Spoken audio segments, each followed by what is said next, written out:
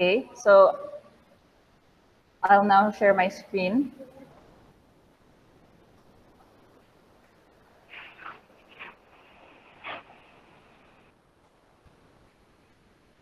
Please advise if you can see the screen. Yes. Okay. So good afternoon, everyone, again. So I am Miss Torres, of course, and welcome to Geography in the Context of International Relations. And we have a hashtag for this first day. We have hashtag Geography First Day. Geography first day. Yes. So for the whole semester, I encourage students to really post about their learning in class now, whether that be in your stories or in your Facebook or Instagram or Twitter, because since we're all separated due to distance learning, but still, hopefully, we can still connect on that level of like sharing what we learned. No, it's good to use social media for education because nowadays, as what we already might have observed, the internet is not just used for leisure anymore. Primarily, we just use the internet for leisure, but today it's a necessity. So with necessity in education, it's also a necessity. No, although I'm not saying that you're required to post about our classes, but I encourage you to post about our classes, no, so that other people can also learn about geography, and other people you can also discuss, no, if there's anything you want to discuss, like an issue you want to talk about with others. I'm sure that your friends might want to discuss something if you want to talk about it. So that's for the class. So proceeding to today, I'm just going to, there's no introduction video, so just scratch that part out. But we're just going to have of course orientation, and then I'll ask you guys to categorize yourselves according to learning facilities at home, so that I will know how I'm going to go about the classes for the semester. And then I'll also discuss class policies and our method of teaching and learning for the whole semester. And then later, we are then going to have the the first lesson, which is Introduction to Geography. We will discuss about namely the following. It's not in this slide, but I'll just say it out loud, the points. Maybe you want to take down some notes. I encourage you to take down notes for the lesson later and even right now, if you want to take down notes during class policies. So we will discuss about, firstly, the elements of geography or the themes of geography, namely location, place, regions, movement, and human-environment interaction. So we're going to discuss about that part for introduction to geography. So the first part of the introduction to geography is the themes of geography, those points that I just mentioned. Then we will proceed to Geography Skills Handbook for the day. I'm just starting off with Geography Skills Handbook, or rather, we will talk about the themes of geography now in detail today. And then after introduction to geography and the themes of geography, we proceed to Geography Skills Handbook. So for Geography Skills Handbook, we shall talk about globes and maps, projections, determining location, reading a map, physical maps, and then the types of maps, basically, as well as geographic information systems. So please know that, I'll just turn off the slide since I'm just talking at this point. Please know that this is not my first time teaching a geography class. Actually, 5 years ago, I think, I taught geography in Ateneo de Cagayan in Xavier. And in that class, we studied more on human geography. And I also took up a geography class in college, now being in IS. The study of the world, or by definition, the study of geography is quite central to the discipline of international studies, since we always refer to places. I mean, the very notion of international studies denotes that we know about the world, and knowing geography is basic to being in the international relations field. So it doesn't just relate to just locations of places, the capitals of countries, although those will be included in our lessons now for the subject. But um, aside from that, we will also try to look at the more technical areas of geography. I also know one geographer who is a professional geographer. He was also a professor, a visiting, a guest, um, Professor Henry Ancone, and he's a Dutch professor in geography, no? And Henry, you know, Europeans, they just prefer to be called by their first names. Henry also was a good, like a good contact in terms of the study of geography. He was quite passionate about sharing about his knowledge. And I guess in terms of networks, that's one network that I can cite. I'm thinking of actually joining a geographic society as well as a professor, no? Because it's quite interesting to really learn about the field. There are very few geography professors in practice in the Philippines, but geography is a very important study. Thinking about, for example, just earth science, like in the degree or in the field of earth science, geologists, they study the earth, but that's already an earth science field, which is not exactly IS. But in this class, we will go through just those basic concepts of geography, since it is quite important for us to learn about that. Aside from that, as you can see, our course is also titled Geography in the Context of International Relations. Although we're going to discuss about technical geographical content, but we shall also study geopolitics. Actually, the focus of our lessons will be on geopolitics and the environment. So in this subject, we will go through maybe three main units. Now, first is geography of the world, or the technical study of the field. Second would be geopolitics. And then third would be geography and climate change and the environment. Since, I mean, we are also going to discuss about the coronavirus pandemic, which is obviously a topic that should be included in the curriculum, and we are going to include it in the curriculum. So migration patterns. Migration is also another aspect. So perhaps maybe we can insert a fourth focus of the class. So we have geography, geopolitics, or maybe in correct order, we can say geography and then migration patterns. No? We'll learn about human geography. So that is the relationship between humans and the environment and humans.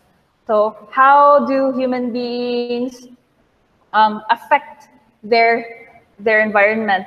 Because if we refer to geography, it pertains to the earth, no?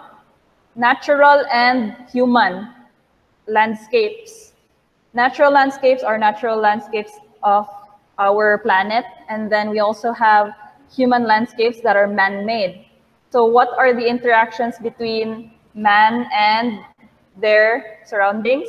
And then how does the environment also affect the actions of humans? Because that correlation, people and planet, that correlation doesn't just go one way. The planet also affects the actions of humans. No? You know that because obviously, firstly, let's take the coronavirus pandemic, for example. How did this pandemic even start? It was from a zoonotic illness, coming from a bat, no? So from a bat, so we would say that bats are part of the environment, no? Because they are a natural part of the ecosystem of China. But then Chinese decided to, I mean, they didn't decide, but due to the trade of wild animals, you know this, Joanna, because this was discussed in the debates last semester. The base of So humans, the culture. yeah, the culture in China, no? Humans were interfering. Would you say that it was an interference towards nature?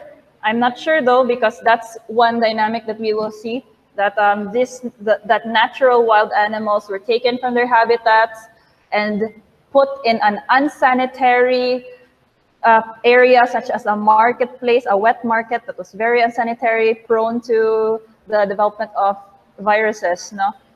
And then it eventually spread worldwide. So then the relationship between people and planet, planet and people. So we will discuss that in relation as well to migration. So under the human environment theme, so that's human and environment theme, we will insert the topic on the coronavirus pandemic and geography, or rather, it's not exactly geography, but just human geography. No, human geography is the study of that interaction, the study of how people affect the environment and how the environment affects the actions of people. That is human geography.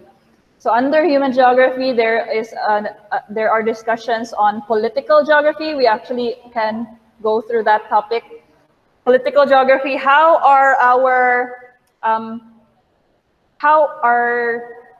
for example, no political units formed? That is quite central to the study of geopolitics because, for instance, let's look at I'm just going to give a simple example, so it's not going to be that hard. Let's look at Cold War. So let's just say that the Cold War was a simple topic. Political geography would say that, okay, so North Korea, now let's just take for instance North Korea, if I may. Now, North Korea is closer to mainland China. So, and then South Korea is in the south of the Korean Peninsula. So geographically, it makes sense that North Korea became a communist because they were closer to communist Russia and communist China. No?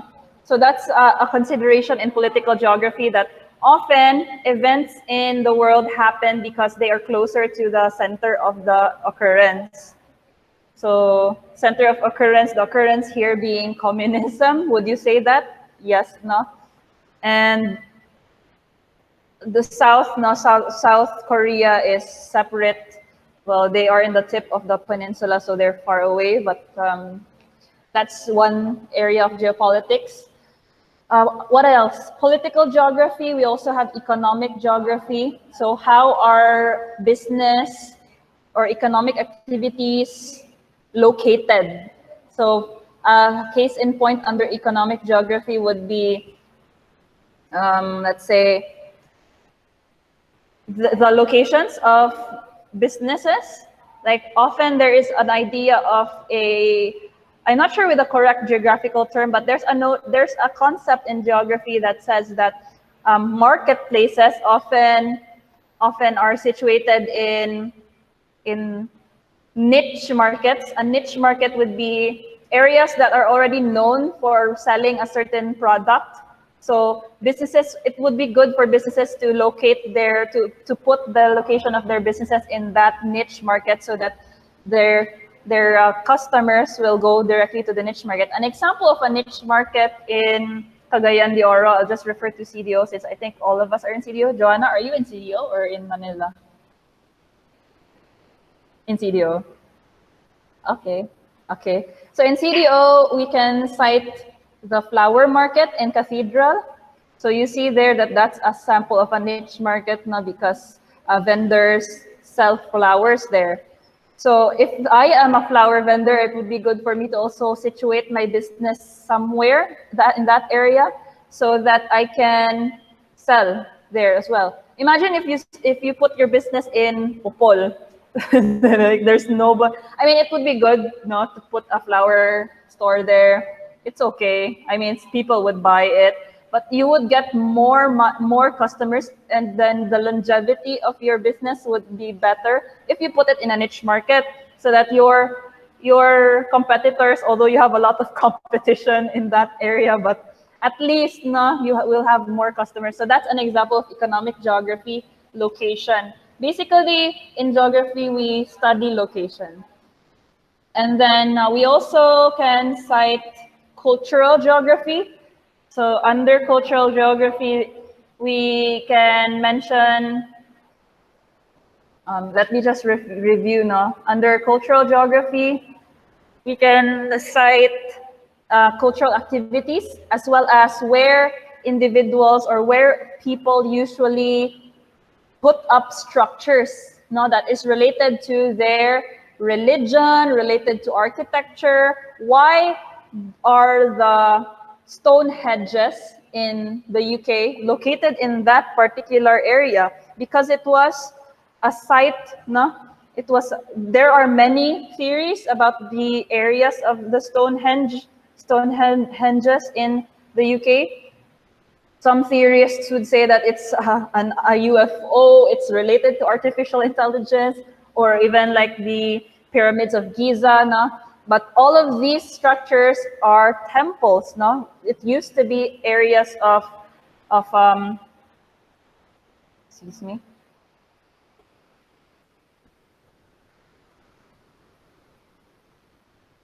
All right.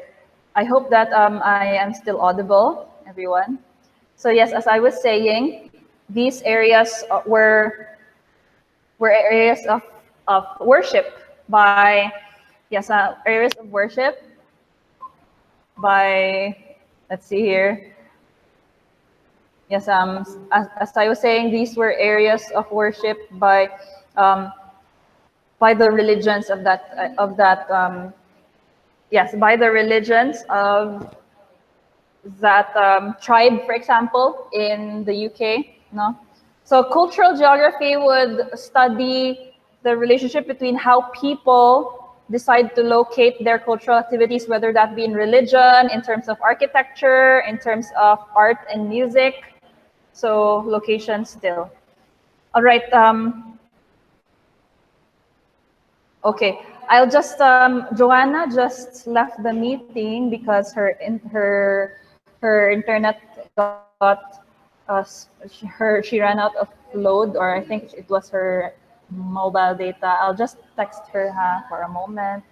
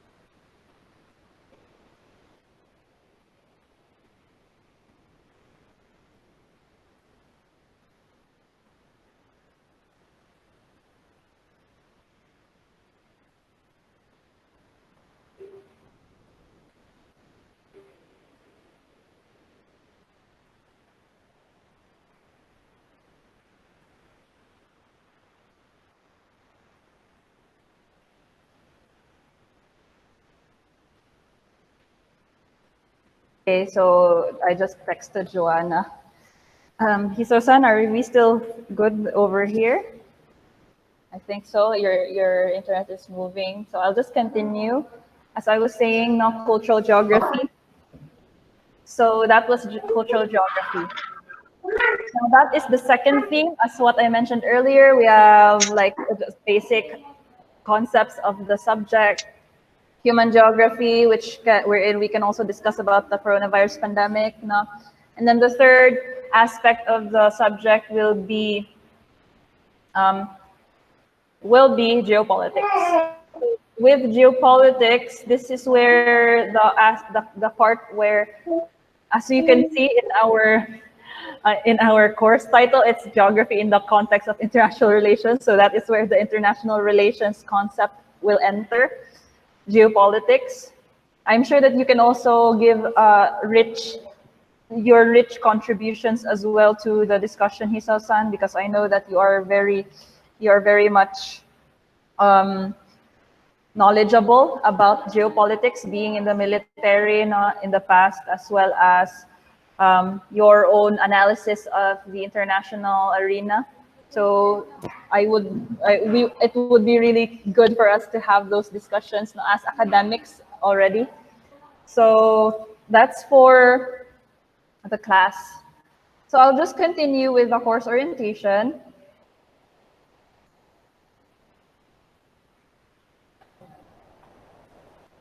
This lecture is primarily for Kylie and Joanna. So even if some of these policies are a repeat already for you, Hiso-san, but I'll still just repeat it. So course orientation. Now in this subject, when we think of international affairs, we often think of the UN, foreign wars, and World Trade Summits. Though the geography of international affairs is certainly comprised of these and other such elements, each of these has a historical antecedent and a theoretical frame. In order to understand the realm of international affairs in its contemporary context, it is necessary to understand how we got here. One fundamental part of this is understanding how our global political system came to be and how contemporary systems are based on past iterations. So this was adopted from Penn State's College of Earth and Mineral Sciences in Pennsylvania, USA. So in the aspect of geopolitics later on in the semester, we shall learn about the global political system, no? The current global political system in terms of, let's say, in terms of the alliances that we can notice in the current political sphere, international political sphere, as well as which countries are rising powers already in the world and their influence as well in the geopolitical landscape. Then contemporary systems based on the past. So in history, we can notice that some relationships not between states still exist, or some relationships between, or rather enmity, levels of enmity between states still exist. So for example, we can cite obviously in the Middle East, so in the Middle East, between the United States and the Middle East, the relations between the US and Saudi Arabia, Iran, these conflicting relationships are based on past events that happened, events that were very, very horrible, such as the 9/11 bombings, the 9/11 attacks rather, and other events. So therefore, geopolitically, this area, we could notably say that in the Middle East, between the Middle East and North America, that is the United States, their relations are still quite difficult. So that's for the class for geopolitics. However, the global political system nowadays, if we analyze it geopolitically, we can notice that the major powers like Russia, the United States, and China are gaining influence through economic relations and military support. Although this is not exactly part of geopolitics anymore, but in the discussion of geography, no, relating it to where are Russia, China supporting or giving their military support to? Some of the military support are in countries such as Libya, no? For Russia at least. We have Libya, and then we have Venezuela, no? Although these are underground, behind the scenes operations, and Russia would always deny that they are supporting these countries, but like, why are they even choosing Libya? Why are they going to North Africa? Why are they going to South America? No, do they want to have a presence in these continents? So that's a question that's related to geopolitics. Another would be China. So why is China creating a long train route from Asia to Europe? So is that one way for them to show how strong they are economically? Like, is it a display of economic power, constructing these monumental construction projects? So those are some discussions in geopolitics. And a more important question now is, how are we going to solve this pandemic crisis? Because everybody is affected by the pandemic, and considering that, we think about where are the migration patterns happening, which countries are having the most cases, which countries are doing well in terms of the management of the outbreak of the coronavirus, which areas are actually having new cases of the illness, because I heard that there is already a new strain of the coronavirus in China as well. That was the latest news. So very bad details that we are hearing from the news. No, but in terms of geography, how will a vaccine be distributed? A lot of agencies are already having those conversations now. Who will get the vaccine first? Will it be countries that have difficulty in, or rather has the most cases? How will it be distributed to everybody? So that's a discussion in geography as well, because referring to geography, maybe, the World Health Organization has been saying that, has been assuring the public that if ever there will be a vaccine that will be discovered or invented by a certain pharmaceutical lab, if ever a vaccine will be found, then the World Health Organization is going to make sure that the distribution of a vaccine will be equitable, or basically equitable for everyone, meaning that the amount of support that will be given will be based on the needs, the necessities of each individual state. So if a state needs more assistance, then the assistance will go there. No? So that was the plan from the World Health Organization, although we don't know exactly what will happen because the vaccine is still under development. So as international studies majors, we have to start thinking about those future migration patterns, and we have to participate in the discussion as Filipinos, or rather as Japanese, as Filipinos. We learn from best practices, and we try to create systems that will be beneficial for everyone. And if ever our support is needed, if the government needs a referendum or whatever, I don't think it's going to be a referendum, scratch that. If the government needs our participation in the processes that occur in the next year or so, I hope that we will also participate in helping our nations rise up from this crisis. So that's for just in relation to geopolitics. We are talking about migration in terms of geopolitics, because migration is also an important discussion in human geography. The fact that how are migration patterns going to go about in the world, because that still is related to location, migration. We think about where. So what the huge question in geography is where. So where will the vaccine go? Where are Russia, China, and the US creating their allies? Or what countries? Where are they located? Where will So that's basic. Where are these countries in general? So that's the central concept that we are looking at in the subject. I hope that's not very serious for a first day, Hisasan. Is it a heavy topic to process? Very interesting. It is interesting, no? Thank you, Hisasan. Yes. What can you say about it?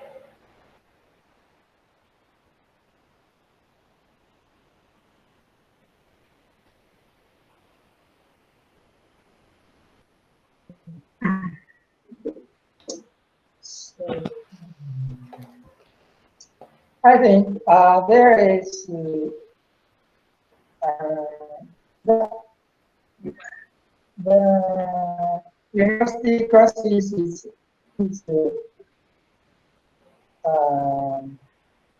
aimed to academically discussion, but as for this pandemic or also as well another issues as well, especially this pandemic. There are some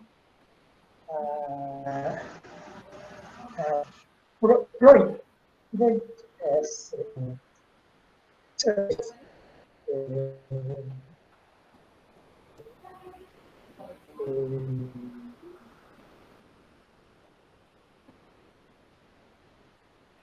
plot or intrigue discussion there. For example, the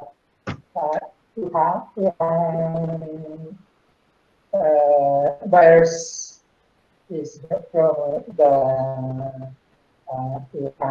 lab, virus biological weapon lab in True. Near the Wuhan. Those intrigue discuss. I'm not sure in many institutions, many universities in the world, or another study institutions doesn't mention such plot or intrigue ideas.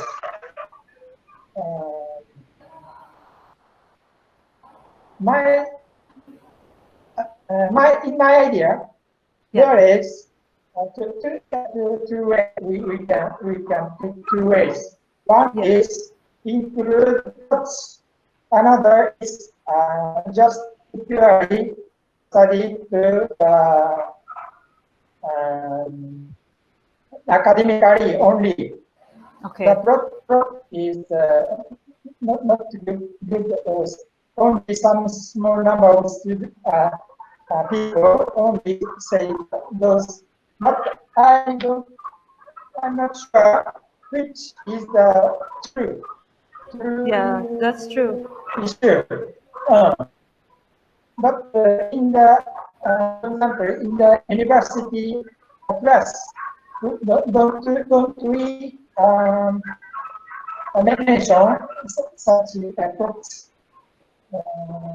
I want to know about something. Thank you, Isao-san.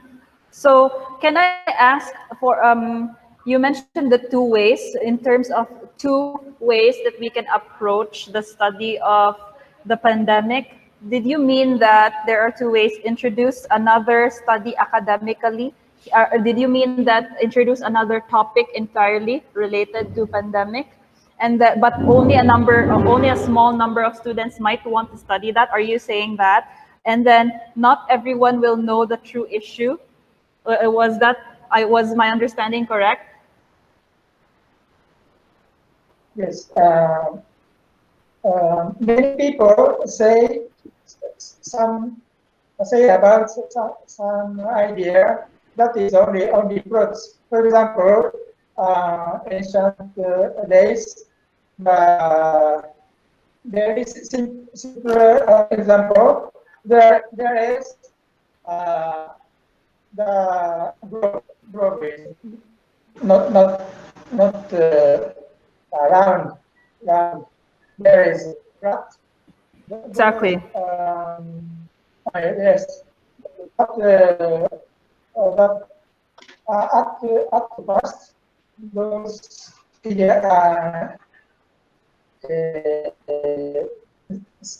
some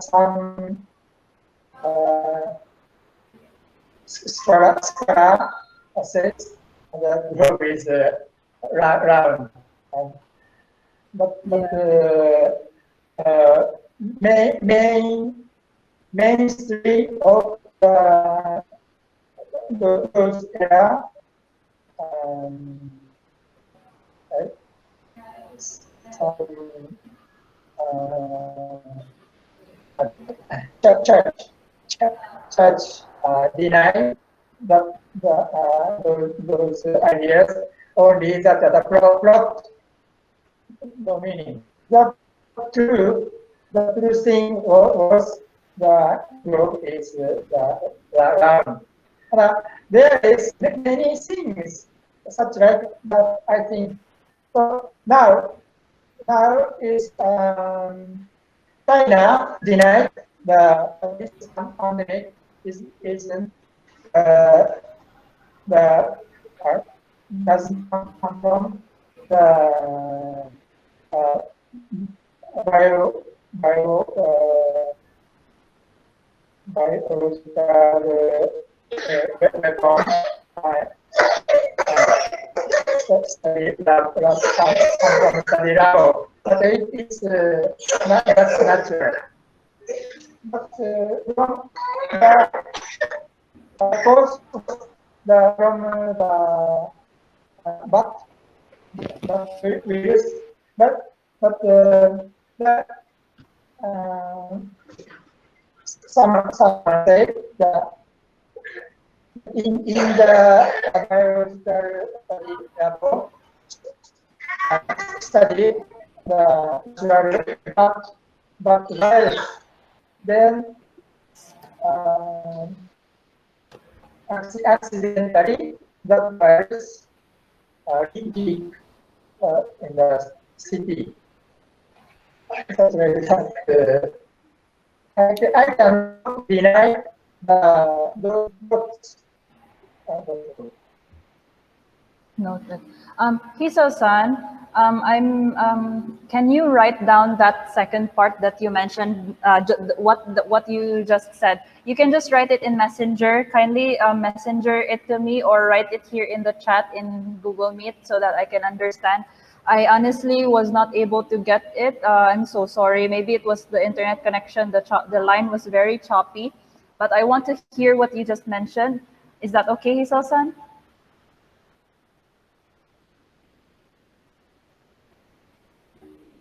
Okay, I do this here chat. Yes, Hiso-san. It's in the chat. Here in the right side of the call in Google. Yes. Thank you, Hiso-san. Okay. So I think majority of what I was able to understand was the first part only. So I do agree that let's just start off with the first discussion that Hiso-san was able to share, which was this subject is a bit of a technical subject. I understand that. Although the geopolitics side is very interesting, so that's good. And especially with the pandemic, now the discussion that the pandemic is a biological weapon, but we're not sure that other institutions are studying these aspects of the coronavirus. Although it would be good for us to discuss it, so no problem about that. So many institutions don't mention these. I also understand that. And perhaps it would be good to introduce that study academically, although a small number of students might join that, but not everyone will know the true issue then. If that's the case, if we don't talk about it, at the least talk about it, no? Because other universities, I'm sure, are already doing larger endeavors, no, in terms of analyzing the situation. We'll also try to look at those. But I hope that I was able to grasp at least that part of Hisao-san's sharing. And do just send in your second message, the one that you just mentioned, Hisao-san, so that I'll understand what you were, understand the message that was being communicated earlier. Thank you very much for that. Proceeding to, let's just go back to, I think we're done basically for introduction to the class. So that is geography, we're going to study geography, human geography, and then geopolitics throughout the semester. So that's actually just 3 main units in the class. So as for the schedule for classes, so just to point out, our classes for the semester will be from August to December. And for every month after August, there will be a major period, like in the usual calendar, we term it as the exam periods. So for example, next month, September will be the prelims, October will be midterms, November will be semifinals, and then December will be the finals period. So that is for the schedule of the semester. So in geography, in this class, by the way, our class is the code is IS237, although we're just going to use geography in the context, or just geography for short, no? But again, this is IS237. And so for our class, we are also going to follow the university schedule for the semester. Our prelims will be in September, October midterms, November is semifinals, and then finals will be in December. So for the class, basically, I already explained about the topics that will be discussed for the semester. Let's now proceed to just the work that we will do. Majority of our activities will be based on quizzes, no? So we have quizzes, activities in class, and then an exam during the exam period. And then we will also have a project. I was thinking that throughout the semester, we can do a geography project related to not just analysis of geopolitics, but also what can we do in relation to the environment? Because in connection to human environment interactions, since this is related more, this subject now in the whole curriculum of IS, this class is related more to the study of the environment and location. I believe that it would be good for us to have an environmental project for the semester.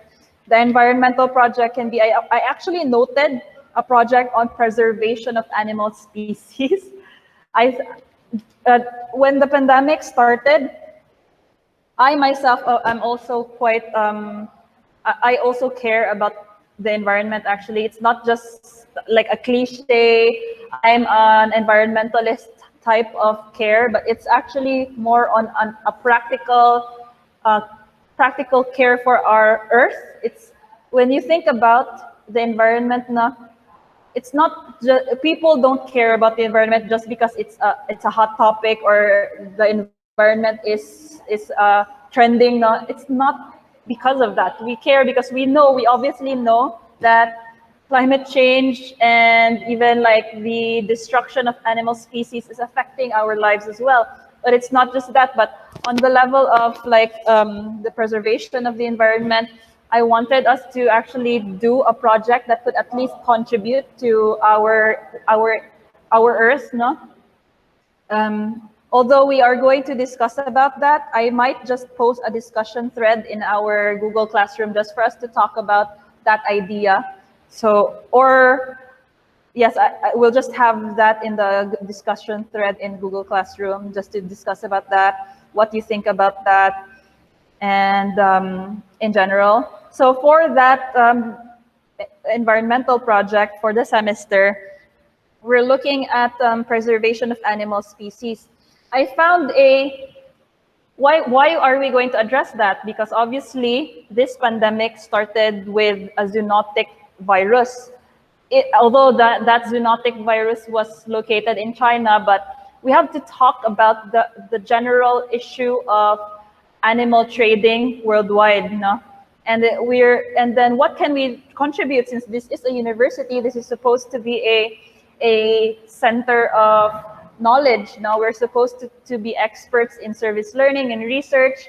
So in terms of what can be done. So there were several, if you yourself, not as students, you yourselves do have ideas about projects, please discuss in the stream. I would love to hear your ideas. Please, I encourage you all as well to make use of the discussion thread in the Google Classroom stream for any topic, not just animal trade, no, but for the whole semester in both subjects in IS.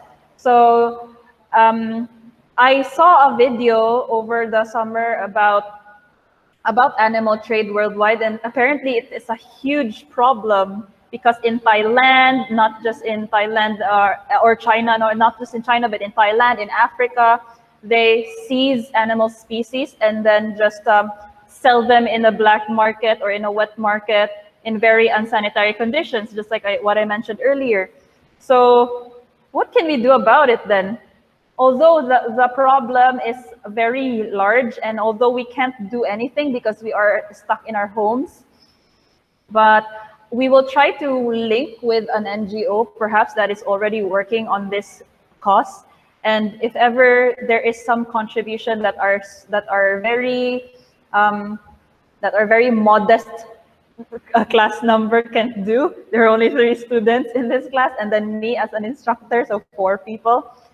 Let's try to ask these agencies if ever the students can also research about NGOs.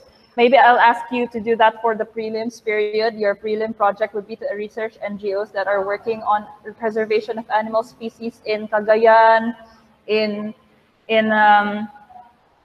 maybe we can even talk to our biology department if they know anything, because obviously the biology department is working on that, no, in Liceo.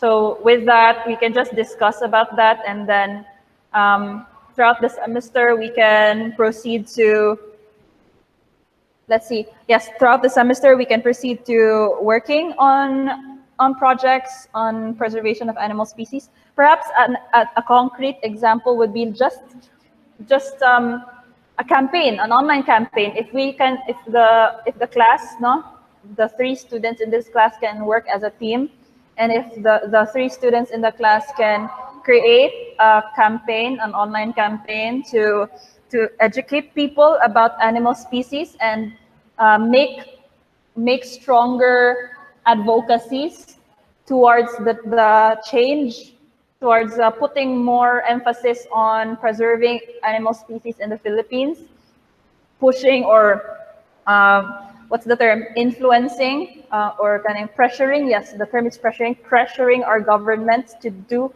legislation and more budget for animal species, no, or for the environment. Although right now I doubt that will have any teeth, because obviously our local governments are more focused on the pandemic response, but still there has to be something that we can do, no? Because it's better to do a little action than no action at all.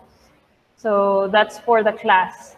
Again, those are just some ideas. More finalization of that will be done in the next few weeks. So that is for the subject basically. Any questions at this point? I'll charge my laptop for a moment. Not Okay, thank you, Isasan. Excuse me.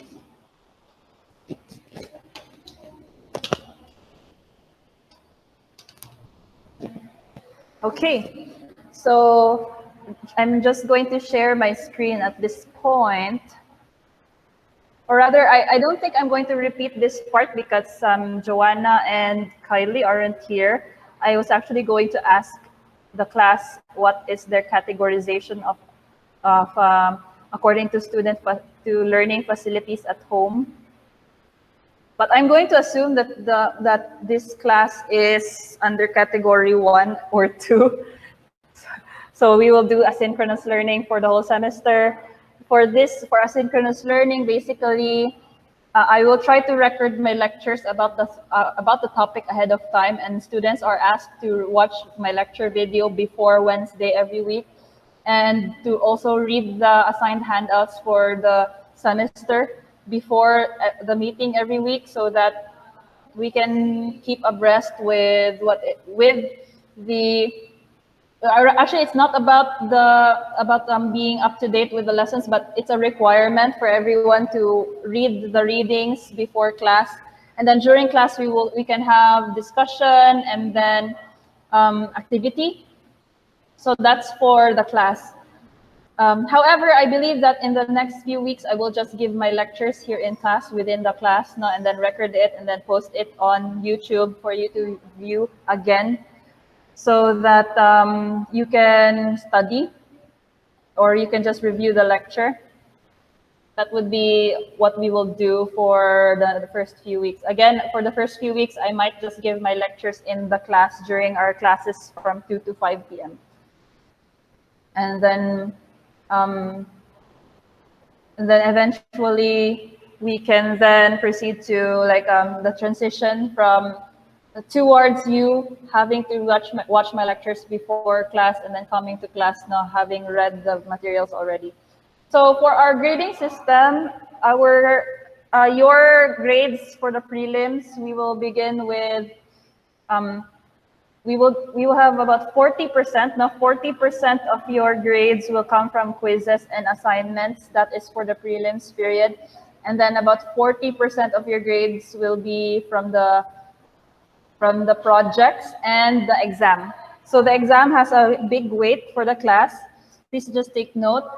So we will have a prelim exam, and then we will also have an exam for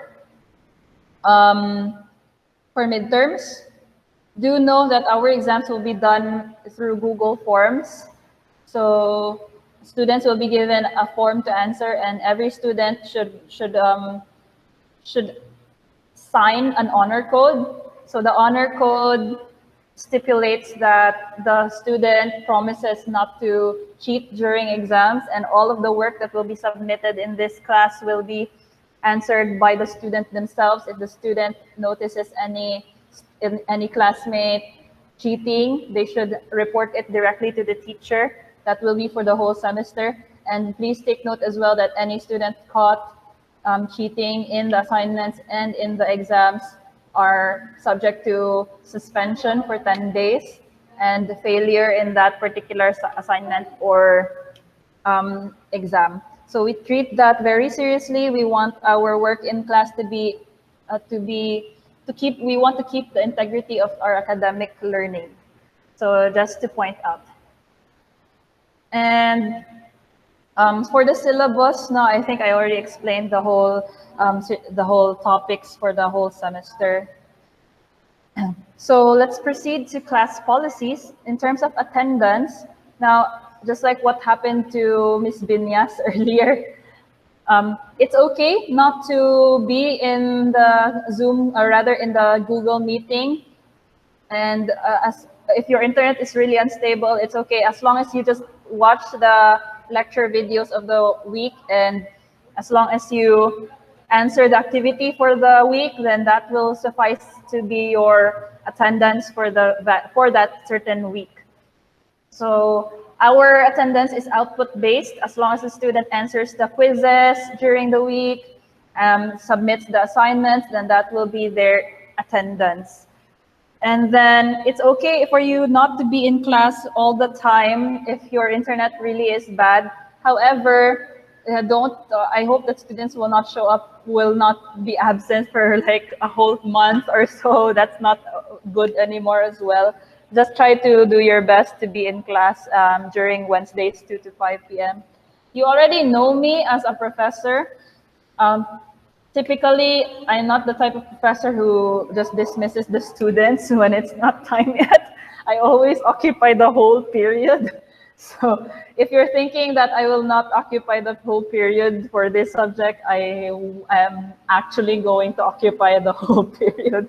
Unless if you finish your activities earlier, we can dismiss earlier. But other than that, usually we really maximize the time. So that's for the class. Class policies, I might ask you to answer a directory. So this directory will contain the contact numbers of your emergency contacts in case, just in case now, because in distance learning, since we don't really see each other, it would be good for the teachers to also know who to contact aside from you, in order to just ask about what is happening in your academics and to monitor you as well in your studies at home.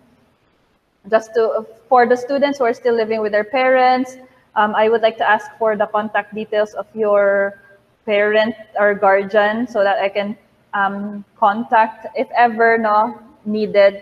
For exams, for example, like during exams, perhaps your parent can help in proctoring you at home. That is my idea.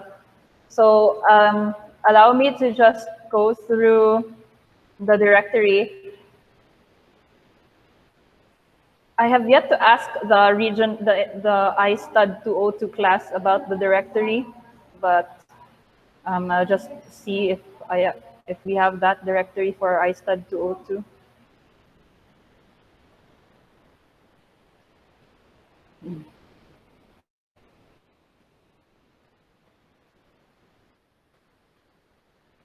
Okay, we have it. So please do answer the following link. For a moment. Okay, I am sending a link here in the Google Meet for you to answer. Please click on the link in the Google Meet chat. It will redirect you to a class directory. So in this class directory, please just write your name, your email, Liceo email, your email, rather your address in Cagayan. This is not just for me to know where you live, but it's actually in terms of where to assign the groupings. This is actually supposed to be for the large classes, but still, so that I'll know, okay, so this student is in Carmen. So I know that this student and this student are neighbors. So I'll just assign these two students to do an activity because they're together in the same barangay. So that was the reason to ask your address. Then cell phone number, your Facebook name, your Instagram, if you want to share that, your Twitter, if you want to share that, the name of your parent or guardian. So rather, instead of Yuhiso-san, you can just write down any emergency contact so that I can, any contact that is there in your house who helps out usually in your studies. Just that. Your relationship with the person that you included, and then the contact number of this person.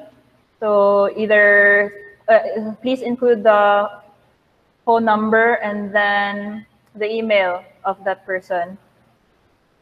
And then if that person, or if your emergency contact has other details like Facebook, you can also add that as optional. So the email and the cell phone number are required in this form. I'll give you time to answer that. Maybe 5 minutes. Okay. Did you see it already, Hiso-san?